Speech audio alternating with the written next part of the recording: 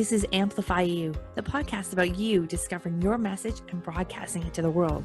If you're a coach, author, or speaker, you'll want to tune in. If you're looking for the best return on your time investment to get your message out to the world in a bigger way, we're giving you full access and behind the scenes look of how we're running our podcast, how our clients have found success, and what you can do to launch your podcast today. The world needs your message. I'm Michelle Abraham, the host. Join my family as we unleash your unique genius and find the connections you need to launch your adventure today. Join us and let's get amplified. Podcast Success Blueprint is something that we really wanted to kind of show people how we walk through getting a podcast started. So it's the 5 phases of a profitable podcast plan. So we've launched over 300 shows at Amplifyou over the last few years. One of the things that we've seen, and a lot of our shows are in the top between 1% and 5% of all podcasts out there. A lot of our shows are making money from their show in a way that is coming back into their business. A lot of the shows we work with have blasted past that statistic that shows stop after 7 episodes. They're into the hundreds of episodes. And there's a reason for that. And there's a system for that. And some of the things that we do to ensure that our shows get past those finish lines is something that we're going to share with you today. So it comes with a little bit of work up front. So our podcast success blueprint has 5 phases. So the first phase is your message. The second phase is making your podcast. So what are all the things that go into creating the podcast? And then phase 3 is the marketing of the podcast. So once it's live, now what do you do with it? How do you get it out there? How do people find out about it? And phase 4 is managing the show. So this was something, podcast management was born at Amplifyou because after I launched my show, I was like, oh, now what? I was so focused on launching, I didn't realize all the things I had to do on an everyday basis, on a weekly basis to keep moving, right? So these are the things we're going to show you to keep you going throughout your podcast. So your podcast, keep it going from week to week. All right. And phase 5 is monetizing, right? So monetizing and actually your messaging kind of go together. It's like, where does the monetization piece? It's not really an afterthought. It's actually a before thought. So one of the first things that we get you to think about in your podcast is, okay, so I'm going to have this podcast going on here. Well, what is my business and who are the people I talk to in my business and who are the people I need to be talking to in my business?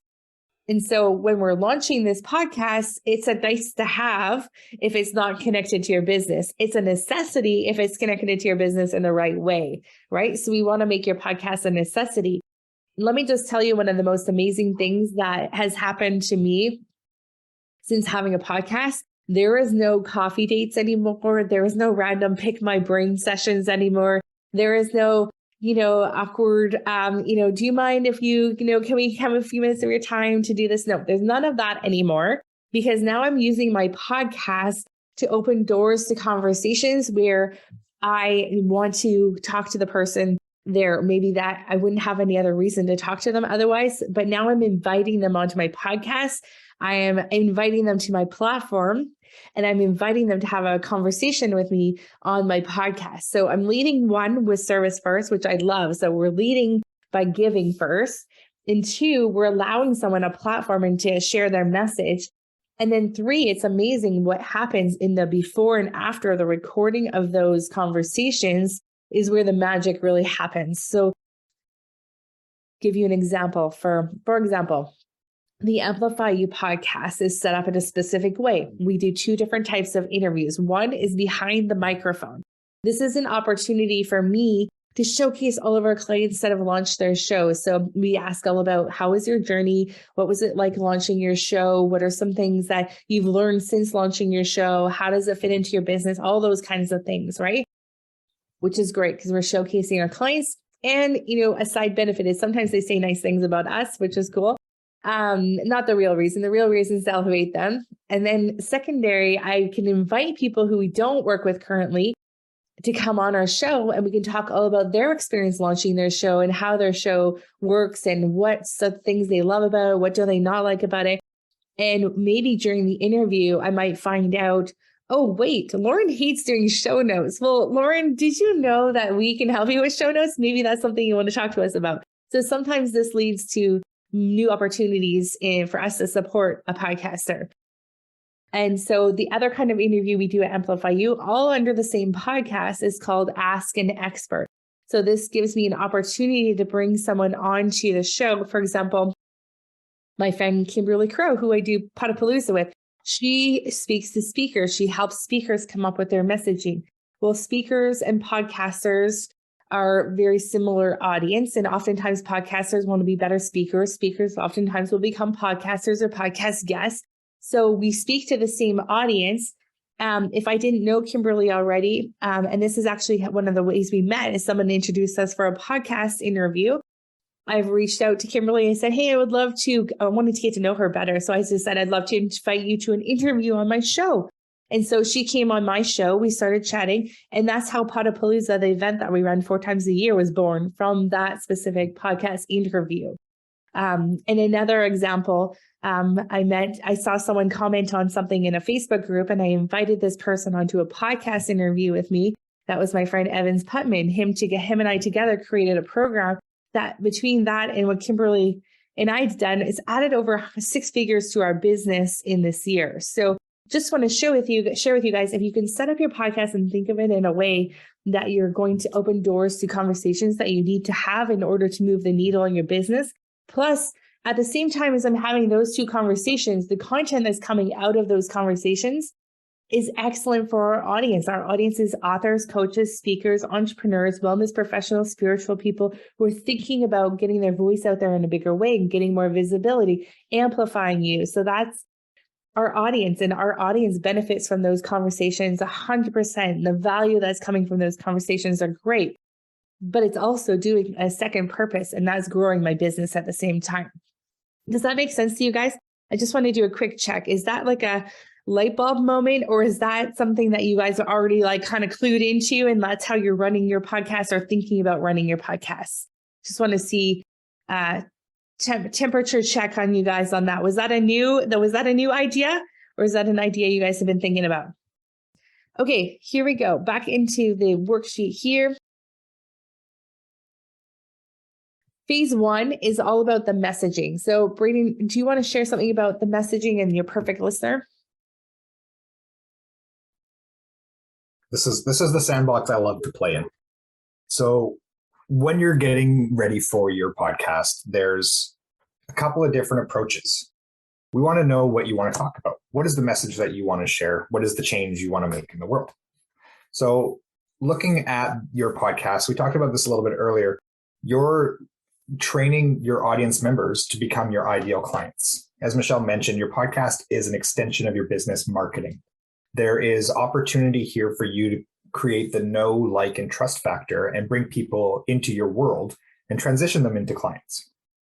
How do you do that is the question, right?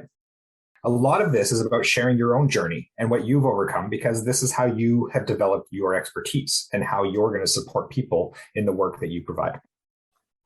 So sharing that message, narrative has been a very strong tool. Creating story around your experience to help others recognize themselves in your story and the challenges that you've overcome.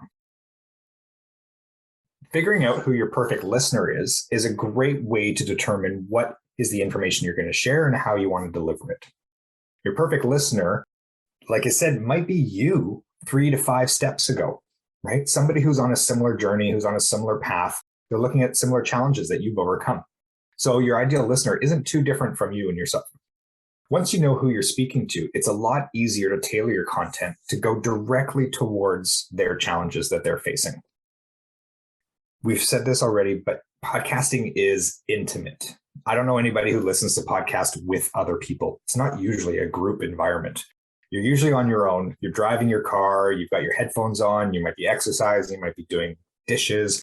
It's non-distraction marketing. So it's not taking people away from other things they're doing. They've got you in their ears while they're completing other tasks.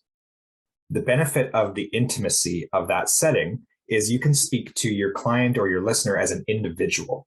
Instead of saying, hey, you guys, hi, everybody, you're not speaking from stage. You're not trying to present. Instead, you're having an intimate conversation. You're connecting with them right where they're at because you're in their ears. So it's, hey, you, how are you today? Have you been faced with this challenge? I know where you're at. These are the steps that I took. Let's join us. Let's have a conversation.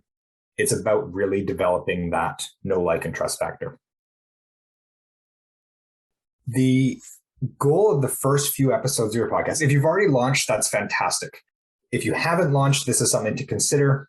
If your show's been out for a little while, maybe consider the option of adding a couple of episodes that are just you sharing your journey to really help your listeners understand the work that you do.